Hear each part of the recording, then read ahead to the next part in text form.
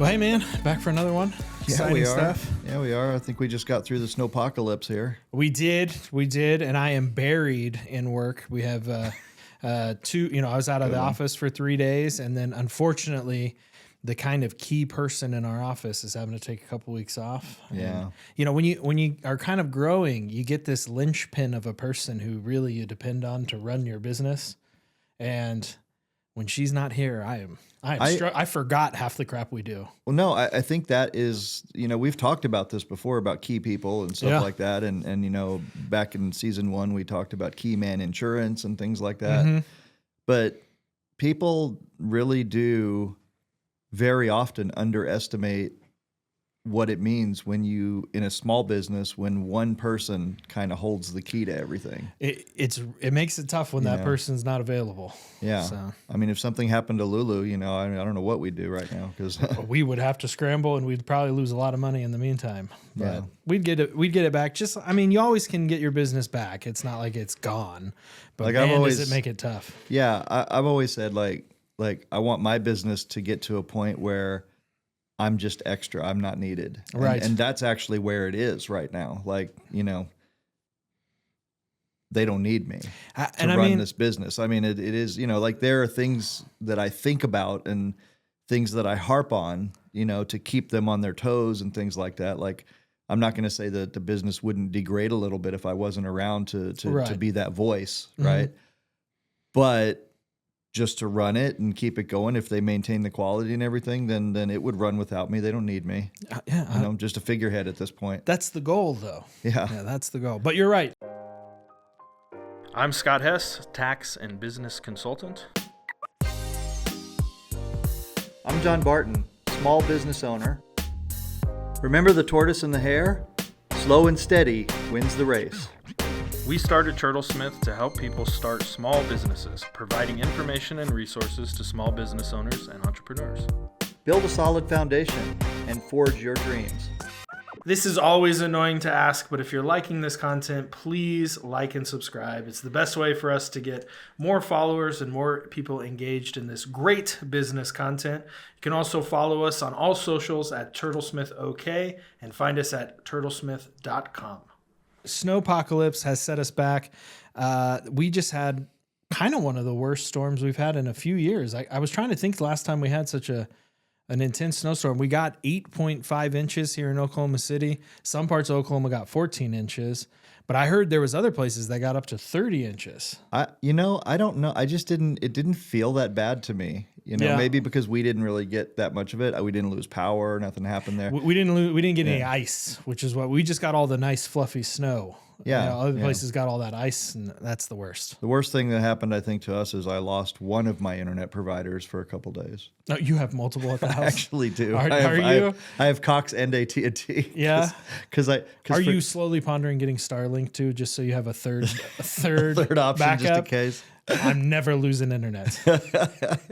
It's actually just because I'm so lazy. I've not cut off Cox yet. So okay. I'm paying for it without actually using it, because the way it works is I'm able to go through the cable to get internet into the shop in the back. Yeah. Through Cox. Mm-hmm. And I can't seem to get the same thing to happen with AT&T to get internet back there. Yeah.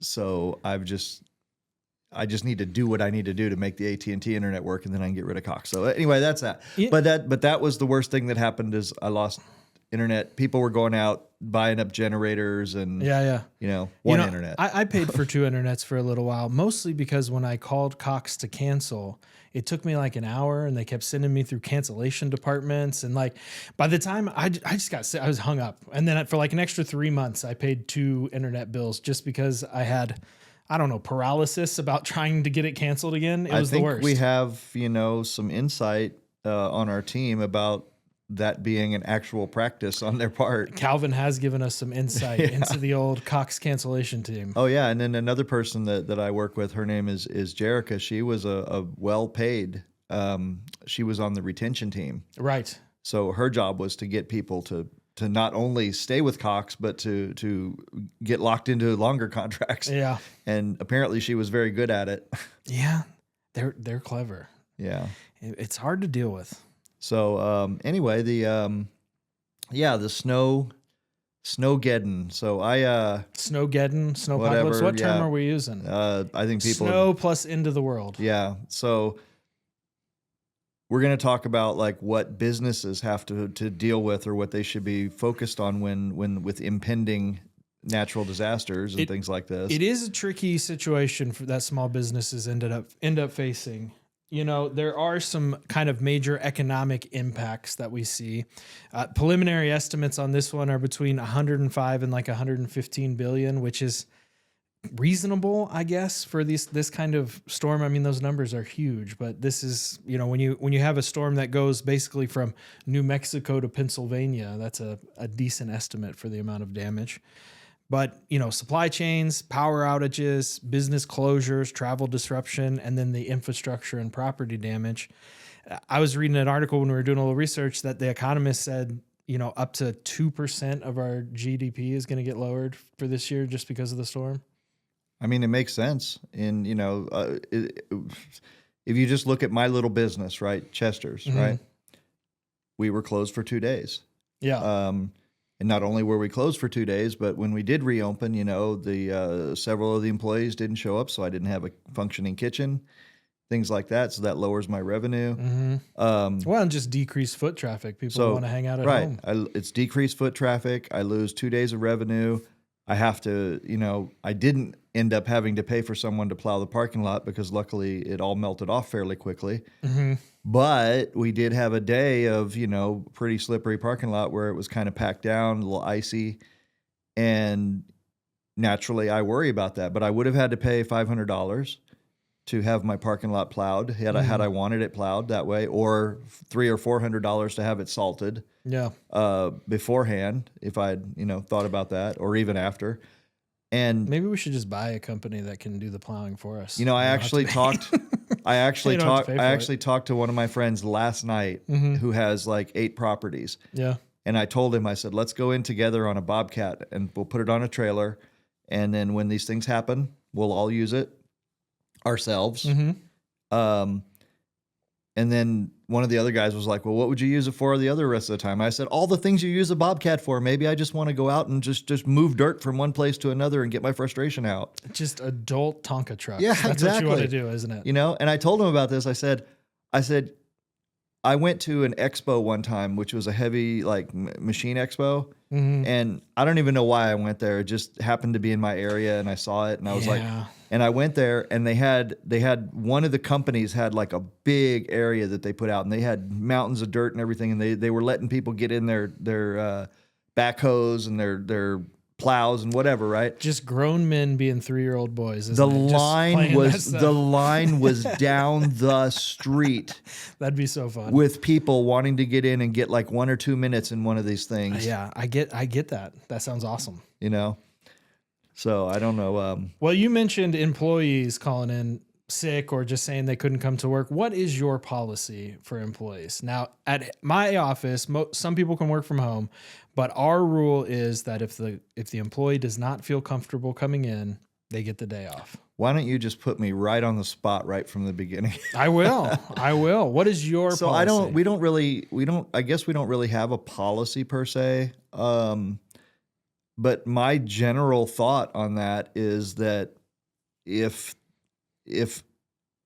it's possible to make it into work, you know, whether if you don't want to come in with your own vehicle and you don't want to drive, that's fine. But if there's drivers that are willing to get you to work, in my opinion, it's not any different than if your car breaks down, you know, and you need to get a ride to work. Yeah. Now, you know, it is a touchy call in that sense, right? Because obviously, you know, the employee can say, well, an employee could say, I don't feel comfortable being on the road, whether I'm driving or someone else is driving. Right. Right. And then my response to that would be, okay, you know, then don't come to work and then I'll have to scramble and figure something out. I mean, I went in and opened the other day when no one else showed up. Yeah. But my other thought on that, you know, when I think the other direction is if I said to all my employees, right, if you have to be here at 9:00 in the morning to get $1,000 cash. You're here 1 minute later, you don't get the money. I can almost bet you that if there were 27 tornadoes raging around my building, everybody would have they would be there and they would be locked arms holding onto the columns to get that money. Yeah. So maybe I'm wrong about that. But I feel like it's a little bit of a mixture of motivation and opportunity. Well, you and I differ on this because of our viewpoints. You are a business owner, a serial kind of entrepreneur who has worked and been an owner in multiple companies. You have your case company and now this bar dealing with all kinds of characters as employees. My opinion comes from, an accounting consultant, conservative standpoint. So from my perspective, a business should not make a bad situation such as a snowstorm worse by trying to bring employees in when maybe it's a little dangerous. Now, the actual legal liability is a bit gray. I mean, if an employee is coming to work because you forced them to come in, it's too icy, they ended up getting in a wreck, are you, the business owner, held liable? Well, the answer is maybe. It depends on how bad was the weather. Was it reasonable for you to tell them to come in? Did you help them take reasonable precautions? So it can be kind of a dangerous subject. So I like to err on the side of caution. But you as a business owner and trying to get employees into your business to run the place has a rightfully different perspective. You need people there to work. Yeah, I need people there to work. But, I've also been in business for myself for, most of the past 35 years or so. And I don't have the luxury of canceling a show, going to a show or getting ready or driving towards a show or something like that. Yeah. I've got 4 days to make my money. Mm-hmm. I've got 3 months out of the year at all these shows where I got to get there, get set up, get that money. It's a big chunk of our income. And I've driven through ice, snowstorms, blizzards, the things that I've been through for real. Like, people just would not believe it. The weather events that we've been through to set up booths, to get to shows and set up booths. So maybe I do have not enough sympathy. Well, it's a fair point. Empathy for other people's struggles. But the question is it reasonable to expect your employees to do the same as you? I think that if someone wants to make money, they want to get paid, then yes, it's reasonable for them to come to work. If other people in the economy are going to work, right, in other fields, okay, let's just do it let's go another direction, right? What if all the nurses in the ICU said, you know what, it's too icy, we're not going to work. People die, they die. It's a super fair point. There are some of those jobs that are critical and people, they have to come. Yeah, what about the person who runs the snowplow? Yeah, well, granted, he probably has some extra safety precautions driving around on the road, but even so, right? Mm-hmm. Why do we as a society think that it's okay to ask that person to get on the road? And maybe he's the best ice driver that's ever lived, but all the other people that are on the road with him at that time are not. Yeah, and that's what scares me. See, I'm fine to drive on most ice. I grew up in the oil fields, western Kansas. I drove on the dirt roads when they were covered in ice and snow. So I've had a lot of experience, but I'm fearful of the other drivers. That's what I always get nervous about. I almost gotten 3 wrecks this last few days, Yeah, no, and I don't think that's an invalid point, to be honest with you. I don't. So like I said, I don't know as an employer whether I'm on the right side of this. I think it's a judgment call. Like, for example, we closed early on Saturday when the snow started really coming down. And that was fine, I think. Everybody was cool with that. All day Sunday we were closed. It was clear that the roads were no good. Yep.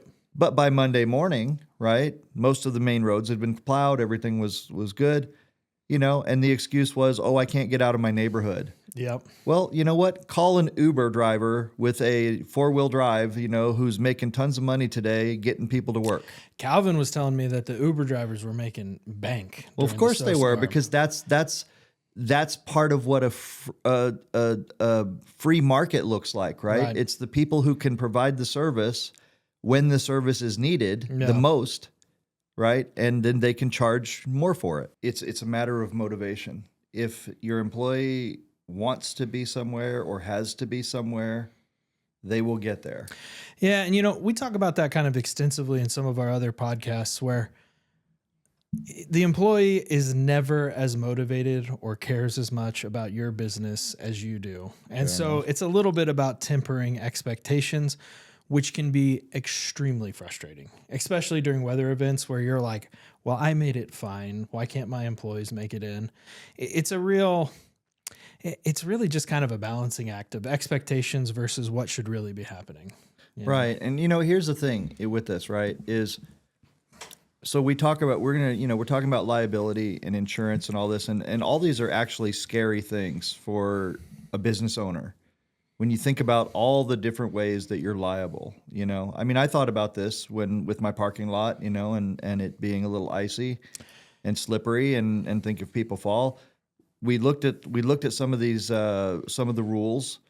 There's no actual federal rule, that says you have to keep your sidewalks or parking lots clean, but there are local ordinances. There can be local ordinances, yep. Now, OSHA says that you have to maintain a safe working environment. Well, that would naturally include making it where if there's a slippery path where your employees have to walk, then...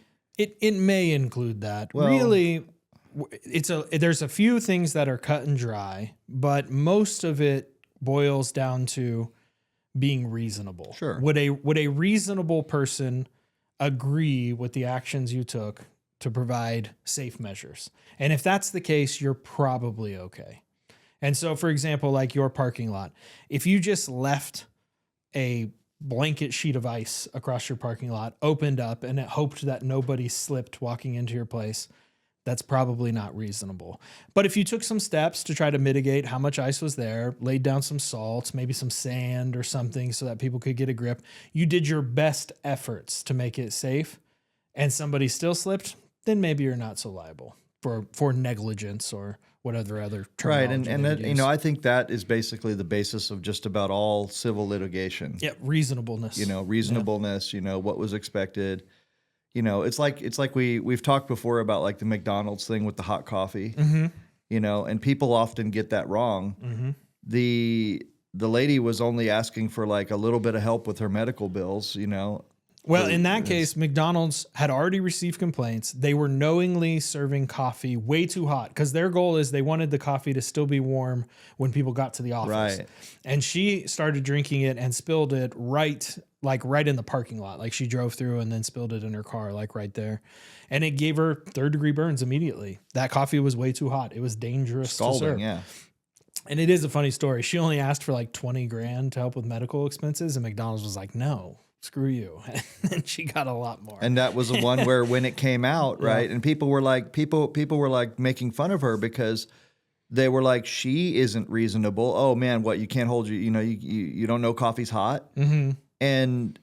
But when the evidence and everything really came out at trial, right? It was found that it was actually McDonald's that was negligent about it. They knew about the problem.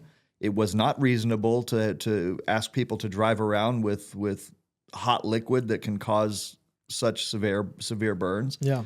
And so she got paid at the end of it, It's incredible what that case spurred too. That is the start of corporations and businesses having their own legal departments and all of the warning labels and everything that we have now. Corporations before that did not have a legal department. They had lawyers that they had on retainer that they'd ask advice, but they didn't have like in-house because they legal. thought and then it exploded after that. Yeah, they thought, and they still think, that they can overpower any individual. And they can bury you in legal costs. They can just make it so costly that you won't get there. And they often can, yeah. Yeah, but now we have a class of, super lawyers who specialize in those kinds of cases. So that's kind of the counterbalance. Yeah, evens the playing field a little. To some degree. My wife had to go through that once. She was sitting at an intersection, and a company truck, like a gravel truck or something, comes over a hill, mm-hmm. and does not even slow down or stop, And as she was crossing the intersection, it clips her right on the rear on the passenger part of her car, spins her around a couple times, puts her in the ditch, neck injuries, the whole deal. I mean, it's real, neck injuries and not any fake shit, she wasn't just trying to get a settlement. But, it took about a year and a half of going up against these people, and she got one of those personal injury lawyers, and they ended up settling for something like, $500,000 or something. And what she got out of it was like $150,000. Yeah. And the lawyers got the other $350,000. Yeah. Those contingency lawyers, they take a big chunk of your money. Yeah. But I mean, it is, again, to some degree, the counterbalance, but we're talking about small businesses here, it's like, what do I have to worry about when this happens? Right. Well, yeah. We also got a little off topic with that. Really what we need to be talking about is insurance and liability for small businesses. Yeah. So we at Turtlesmith here, I just got my Oklahoma property and casualty insurance license. We've set up our Turtlesmith insurance agency. We haven't done any real quotes yet. We're just in our infancy Shameless stage, plug, trying to learn a little. But no, I am learning a lot about the insurance game, and I had to go through and learn all the statutes and rules and regulations regarding it. And it's shocking how confusing it is, to be honest. Imagine how it is for the consumer. Right. It's shocking how much insurance you have. So we're going to go through just a little bit of it so that you guys can kind of understand some of these like nuances. But there's a couple things that I think will surprise people. So is your business covered under insurance? And I think the first one is commercial property insurance. That's what you usually think of when you think insurance. I'm protecting my physical asset. My partner back in Germany, I should say one of my partners, the one that rescued us essentially, he was an insurance agent. With something around 2,000 clients. And I don't know if that's big or not, but he had one secretary. It's pretty big. Yeah, he had one secretary. He owned a bunch of real estate, stuff like that. But he said one thing to me that I've never forgotten about insurance. He said insurance is hard to sell because it's the only product that you don't know how good it is until you need it. Yeah, fair enough. Fair. And when you need it, you really need it. Yeah. Well, commercial property insurance, it's broken down into kind of the perils that would damage your property. A peril is the cause of loss, so the reasoning behind loss. And the one that we would worry about here for the snowpocalypse is snow and ice damage. So roof collapsing from heavy snow, ice dams building up, which then create water damage, bursting pipes, and then damage just from falling ice or lots of snow. Real quick to interrupt you on that, I just saw this morning that a longtime pool room in a strip mall had collapsed. The roof collapsed from the snow. Really? And it took out like one part of the neighboring store, and the pool room itself was closed because of the snow, but the store next door was not. Oh, they were open? And yeah, they were open, and luckily everyone got out, no problem. No one was hurt. Yeah. But the pool room itself appears to be almost completely destroyed. Well, one of the caveats to something like that, a roof collapsing, is it has to be considered sudden and accidental, which means that when it collapses, it cannot be due to wear and tear or poor maintenance. So you have to prove that the roof was in good shape before the storm and that neglect or wear and tear over time is not the cause for the structural damage. It was because the snow was so heavy that it broke the rating of the roof and collapsed it. The damage on commercial property, it has to be sudden and accidental. It cannot be from wear and tear. And so I wonder when they go investigate this pool room, whether they'll look at the maintenance schedule for the roof to determine whether it was just neglected by the building owner. Right. Well, that's the thing. So I was thinking about that, and I thought, I was renting before where Chester's was, and there was always problems with the building, things happening, and the building has been there since 1969. So had that happened, then it's very possible that there could have been something negligent because I wasn't responsible for inspecting the structure. Right. Now, however, I am. Right. Well, now you own the building. But at that place, you wouldn't have been so worried about, it still would have been a disaster had the roof collapsed, but you wouldn't have been out any money for the property, but you would have been out lost revenue and stuff like that. So the next portion of insurance that you can look at is business interruption insurance. And this is usually a part of a commercial policy. It's usually a part of a renter's policy too, if you're a tenant. But this covers lost income when businesses cannot operate normally. So it helps pay the rent, utilities, and sometimes payroll if necessary, but some of your fixed costs. The damage has to be physical damage to a building that renders it kind of inoperable or you cannot continue regular business. It has to be by a peril that's covered. Remember, peril means the loss, the cause of the loss.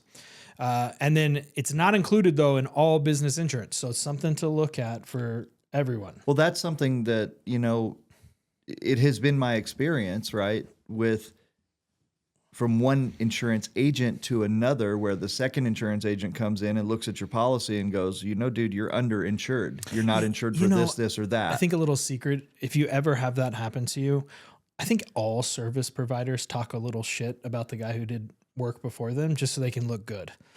Accountants talk crap about me, even if I did fantastic work.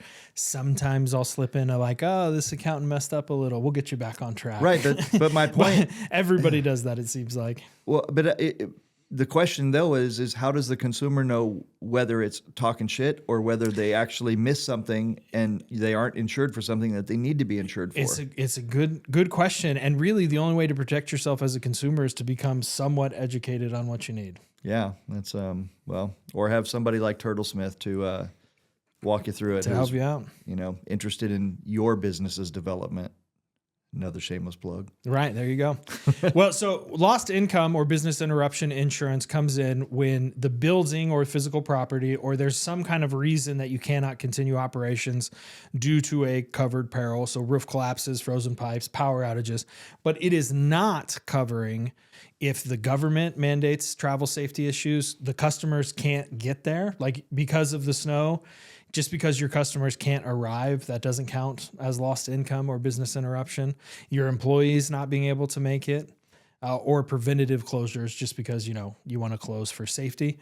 None of that is covered under your interruption. So it's only if the building is damaged or you can't operate for some reason. And that's, I guess, from a revenue standpoint, that's one of the things what you have to factor in. And you have to say, look, I know I'm probably going to lose 5 to 10 days of revenue generation each year for various weather events or things like that. Yep.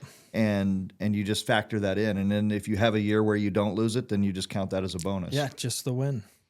So when you're looking at your insurance policy, and this is just going to be a little bit of a dry kind of overview of insurance, but when you're looking at your insurance policy, there's 2 basic types. There's a named perils and an all risk policy. So again, perils is that cause of loss. So like fire, lightning, flood damage, earthquake damage, stuff like that. That's what a peril is.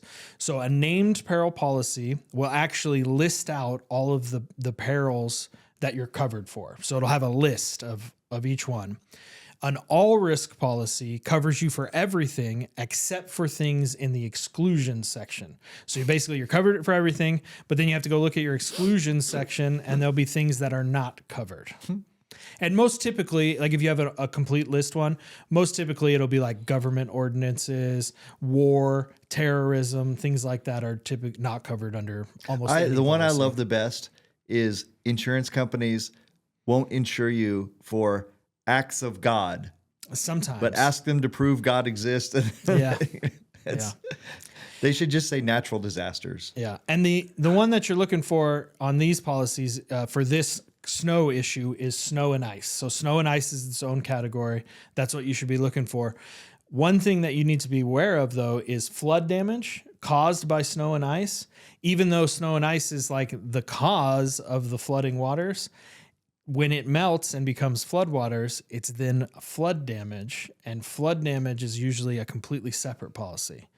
Most policies do not cover flood damage. You have to get a specific flood damage policy. Which is kind of crazy. That is, and I guess, if you have a business, you should be thinking about that. Like, how do I, not only do I take care of the parking lot, but how do I melt all this heavy snow and water that's literally sitting on top of my roof? Yeah, well, usually it'll naturally go, but you should have some kind of mitigation to get, if there's a lot of snow on your roof, you need to get that off quickly. snow is very heavy. It is. And once you start stacking up, it can really cost. I always think about, every winter you watch the videos of the people who get the giant snowfall off their roof. I mean, they got like 5 feet of snow on their roof. Yeah. And how they get that down. And I mean, that's a literal avalanche right there. Right. If that comes down on somebody.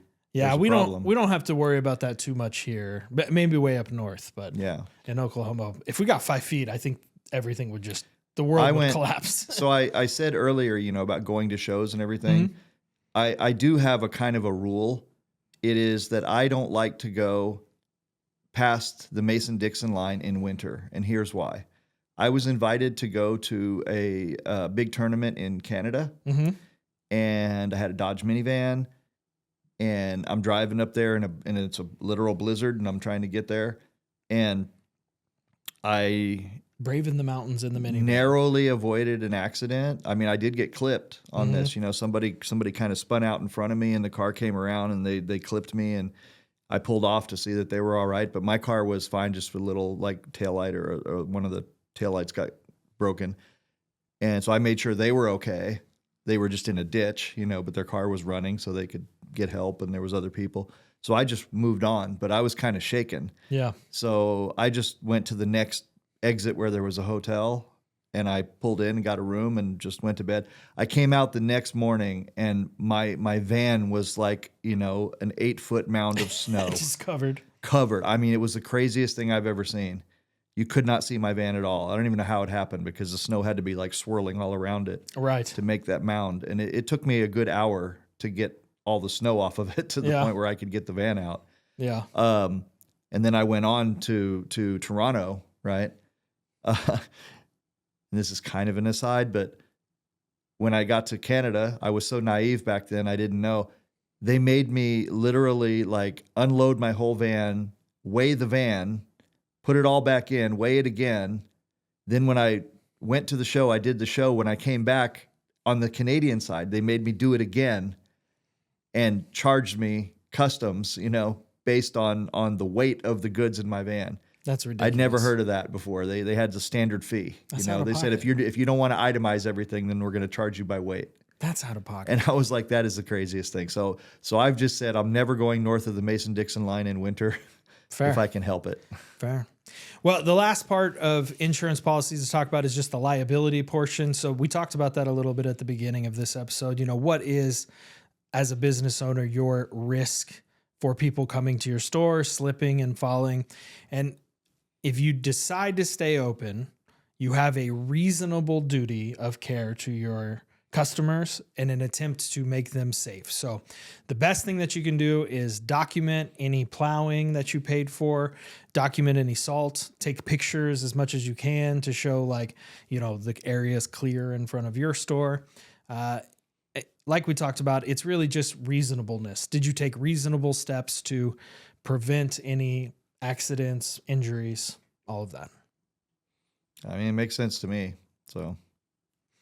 And the last sort of portion of insurance to talk about is risk management choices. So even if you have insurance, you still have a duty of care and an obligation to try to mitigate the damages.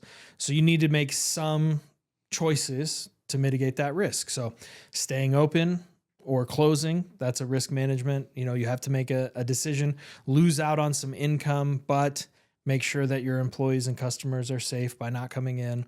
Operating on limited store hours.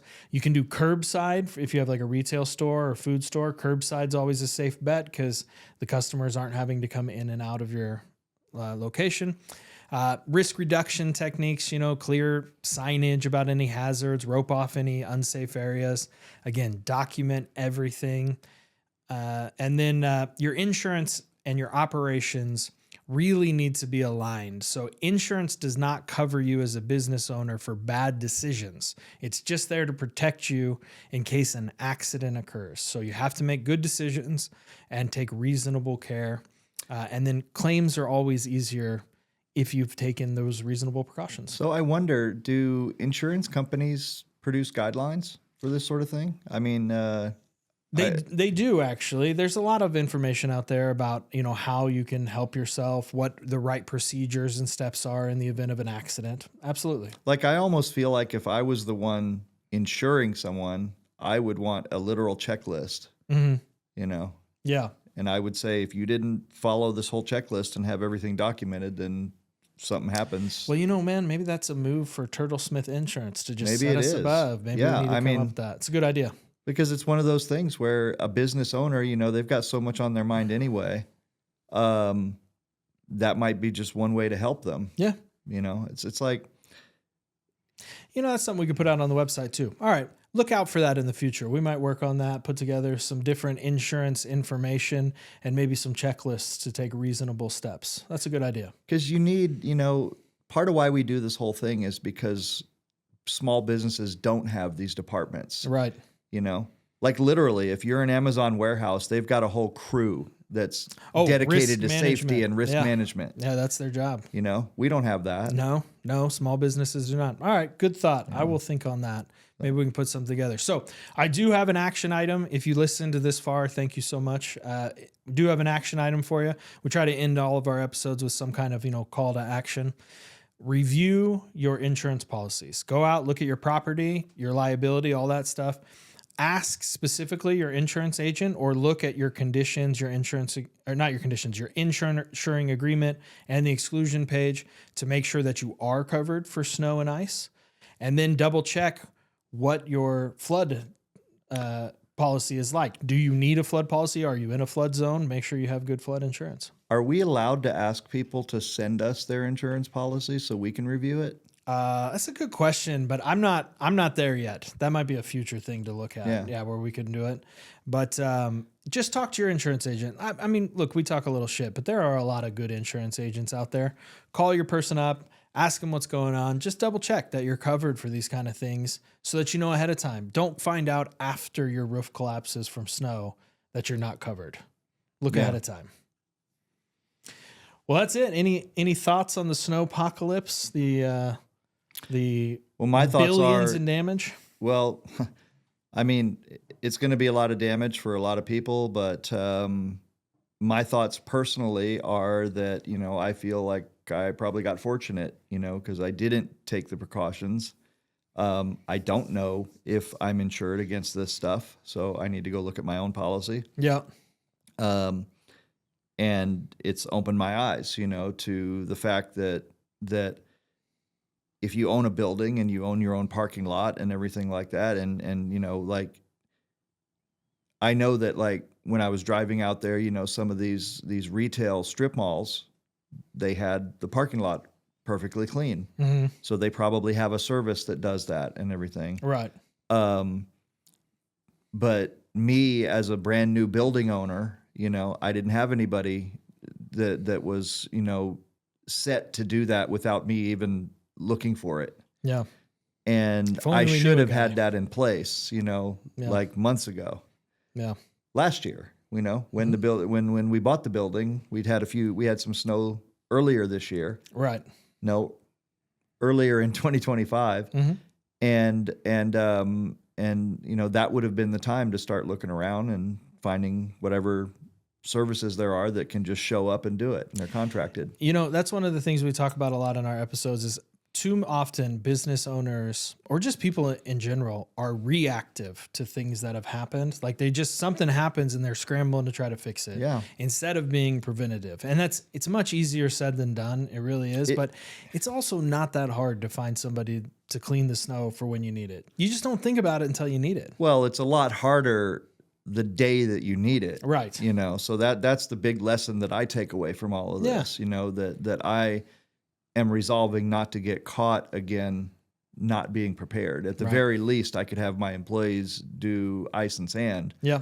You know, and then when the snow gets on it, it'll melt, I guess, from the It will. All salt. right. Well, check us out, turtlesmith.com, @turtlesmithok. Like and subscribe if you listen this far. I'm sure you're already subscribed if you listen this far, but please do if you're not. And we'll catch you next week, yeah? All right. We'll see y'all next week. All right. Bye-bye.